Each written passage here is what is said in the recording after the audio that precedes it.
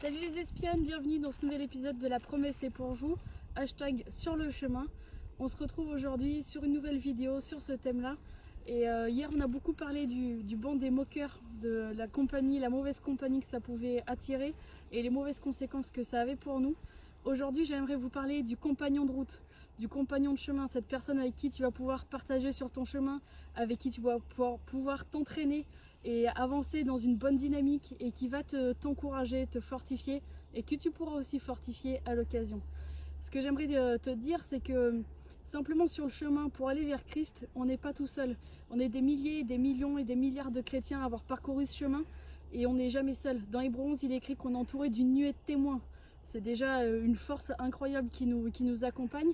Et ce que j'aimerais te dire, c'est qu'il y a aussi des personnes physiques avec qui tu peux lier une amitié sur le chemin, qui vont pouvoir t'encourager, que tu pourras aussi parler avec eux, discuter avec eux, trouver Christ avec eux.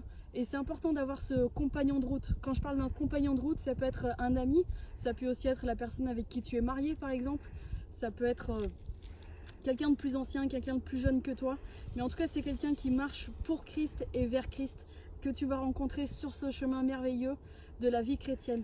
Et quand tu rencontres cette personne-là, n'hésitez pas à partager des moments ensemble, à prier ensemble, à étudier la parole ensemble. Et c'est quelqu'un qui va pouvoir te fortifier et c'est quelqu'un que tu vas pouvoir aider aussi.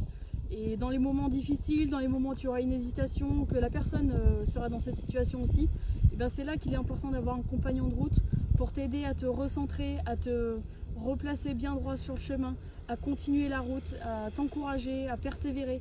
Et Jésus envoyait les disciples deux par deux comme Jean et Jacques. Et c'est bien aussi qu'on soit deux par deux, qu'on soit avec quelqu'un pour continuer le chemin, pour rester dans la persévérance. Et ça apporte plein de choses. C'est écrit dans Ecclésiaste 4, dans le passage qui est entre le verset 9 et le verset 12, que deux valent mieux qu'un. Pourquoi? Parce que quand il y en a un qui est attaqué, les deux sont plus forts. Quand il fait froid, quand c'est des moments un petit peu qui sont difficiles, c'est un peu ça que ça représente, le froid, et à deux, on peut se réchauffer auprès du Seigneur, on va être plus fort. Quand il y en a un qui tombe, l'autre peut le relever, alors que si tu tombes tout seul, c'est des fois plus difficile de te relever, de reprendre ta route. Alors que, je sais pas, si tu es deux, que tu as mal à la jambe, l'autre peut te porter, peut t'aider à avancer, te faire comme une béquille pour que tu puisses continuer ton chemin, et tu peux aussi être cet appui pour quelqu'un d'autre. Ce que j'aimerais te dire, voilà, c'est de continuer dans cette fraternité que tu vas avoir avec ton compagnon de route, de persévérer là-dedans, et choisis la bonne personne aussi pour être ce compagnon sur le chemin de la vie chrétienne. Il peut y avoir plein d'embûches, plein de difficultés. Jésus ne nous a pas promis une vie sans épreuve, mais il nous a promis d'être au bout du chemin, d'être sur le chemin et de nous apporter la vie et les forces suffisantes. Et ce compagnon de route va t'aider aussi à étudier la parole, à te fortifier, et sois aussi le bon compagnon. Le bon compagnon qui va partager avec l'autre, qui va l'aider, qui va le fortifier. Dans les deux cas, que tu aies un bon compagnon, que tu sois un bon compagnon, c'est quelque chose qui va apporter plus à ta foi, plus à ton chemin. Et c'est comme ça qu'on sera semblable aux disciples.